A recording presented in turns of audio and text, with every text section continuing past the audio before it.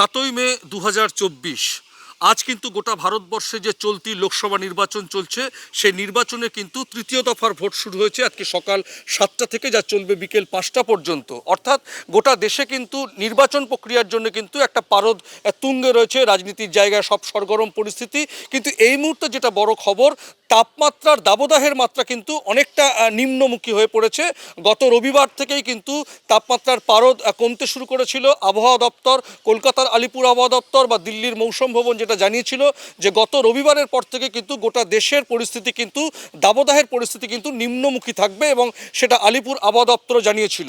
গতকাল 6ই মে কিন্তু বঙ্গবাসী কিন্তু বৃষ্টি স্নাত হয়েছে, অর্থাৎ এই দাবদাহ থেকে তারা কিন্তু মুক্তি পেয়েছে।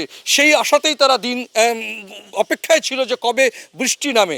গতকাল পশ্চিমবঙ্গের বিভিন্ন জেলায়, দক্ষিণবঙ্গের প্রায় সব জেলায় এবং কলকাতা মহানগরীর শহরতলিতে কিন্তু ব্যাপক হারে বৃষ্টি হয়েছে, সঙ্গে ঝোড়ো হাওয়াও ছিল।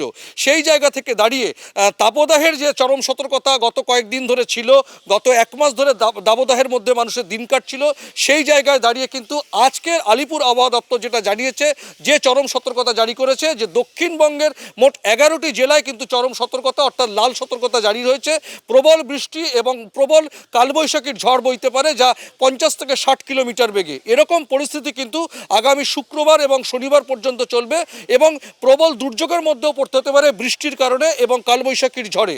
ইতিমধ্যে কিন্তু সুন্দরবনের অঞ্চলের সমুদ্র উপকূলবর্তী এরিয়ায় আবহাওয়া দপ্তর যেটা জানিয়েছে, একটা টর্নেডোর হাওয়া কিন্তু সেখানে উপকূলরক্ষী ওখানে বইছে এবং সমুদ্রে কিন্তু প্রবল ঢেউ দেখা দিচ্ছে। ইতিমধ্যেই সেখানে আবহাওয়া দপ্তর থেকে এবং সেখান থেকে কিন্তু মাইকিং করে ঘোষণা করা হয়েছে, জানানো হয়েছে সমুদ্র উপকূলবর্তী এরিয়ায় যারা থাকেন তাদেরকে যেমন সতর্ক করা হয়েছে, প্লাস যারা সমুদ্রে মাছ ধরতে যান গভীর সমুদ্রে তাদের মৎস্যজীবীদের কিন্তু মাছ ধরতে যেতেও বারণ করা হয়েছে।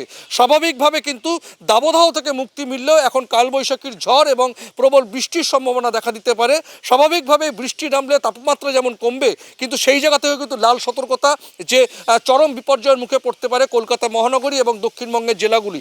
পশ্চিমের জেলাগুলোতেও বৃষ্টি হবে, কিন্তু এই পরিস্থিতি চলবে আগামী শনিবার পর্যন্ত। শুক্রবারের চলে গেলেও শনিবার পর্যন্ত, শনিবারের মধ্যে কিন্তু মিটবে এরকম পরিস্থিতি, এমনটাই খবর।